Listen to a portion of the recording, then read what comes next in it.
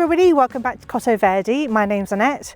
It is a fairly grey and breezy day today here in South Buckinghamshire, but I've got some more planting to do. This is the long bottom bed, which was a new bed that we made last year, and I've got a couple more things to pop into it. So I thought I'd talk you through that and then just plant them and bring you along for the journey. I've also got a little bit more planting to do in the corridor bed, which is up on the patio, and I've got a tiny bit of planting to do under a gorgeous cherry tree that I absolutely love. It's probably it is one of the trees that's been here the longest. In fact, it was probably the first thing that ever got planted in this new garden.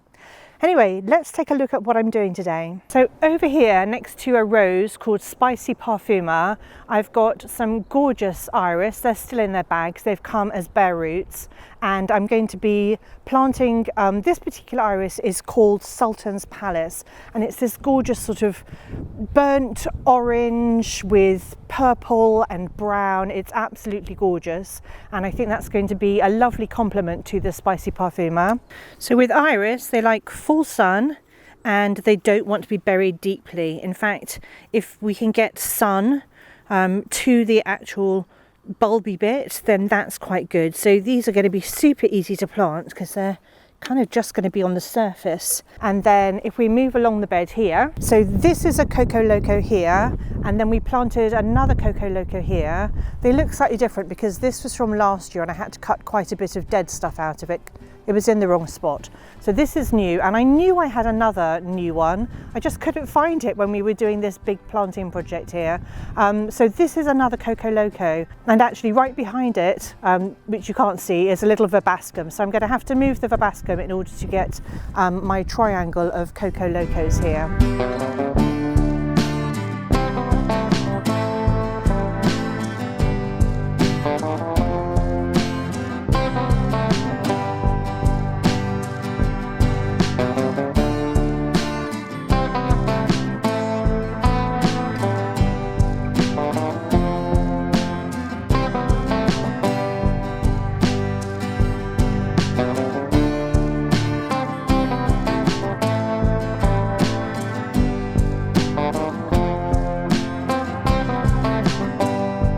So this rose here is called Sweet Honey, and then I've got a gorgeous peony here called Bouquet Perfect, and then right next to it, sort of on the shady side, I'm planting two new Astrantias. So this is an Astrantia called Venice. They've come as bare roots, so you can barely see them, and Venice is like a really deep purpley red colour.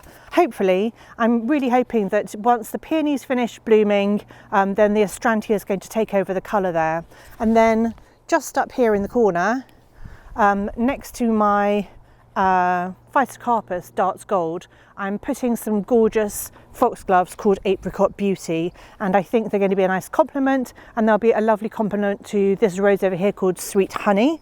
And then I'm going to be able to dot my dahlias around to sort of pick up some of the colours, but also hopefully have some contrast. This big clump here is another Verbascum that we dug out of the patio bed when we were digging the patio bed the other weekend. So I'm just going to plant this Verbascum here with the others. This one's called Southern Charm, and it is gorgeous. It just gets eaten by the moth caterpillars so much. And then just down from all of that, in this spot here, this is a peony that we also dug out of the patio bed, and it never did particularly well down there, but I can see lots of lovely eyes, so I'm going to plop it into this spot here. I think it's going to get some nice morning sun and then shade in the afternoon, and I think it's a really nice spot just underneath this lovely silvery Elaeagnus. I do seem to remember it having some deep pink flowers, but I've no idea which variety it is. So I'm sure I've mentioned this before, but with peonies it's important to make sure the crown isn't buried deeply. And then we'll mulch around these once I've finished. This pink Gypsophila should grow to 1 metre tall, and it's grows to about 50 centimetres wide. So that is how far apart I'm planting them. So I'm putting 6 around the base of this tree, and what I'm envisaging is a nice big sort of fluffy mound of pink fluffiness.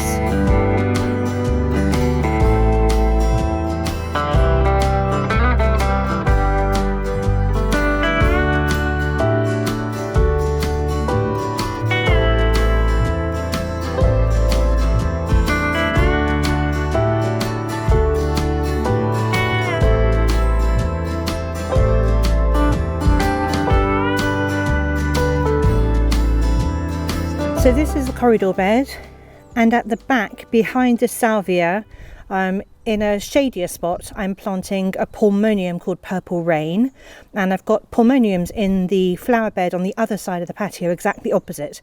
So I think it'll tie them in really nicely. And then in a pattern sort of, I've got one in front of the penstemon, one just there where the white tag is, and one over here by the wallflower. I'm planting 3 iris, and these iris are called Sublime Velvet, and they are the most gorgeous colour. They're kind of rosy, maroony purple, and they just look absolutely gorgeous. So I'm super excited to have those as little splashes of colour. So I'm not putting any plant food in with these. I don't feel like they need them. I can see so much of the mycorrhizal fungi growing in this flower bed. What I am going to do though, because they're a little bit root bound, is just sort of rip the roots a bit as I plant them. And these only grow about 30 centimetres wide, so they grow 60 centimetres tall, 30 centimetres wide. So I'm not planting them very far apart because I just kind of want them to be a splash of blue at the back here. Obviously the blue is going to look really nice with the lavender. But I think it's going to look really nice with my salvia icing sugar, which is a lovely pink with a tiny splash of purple.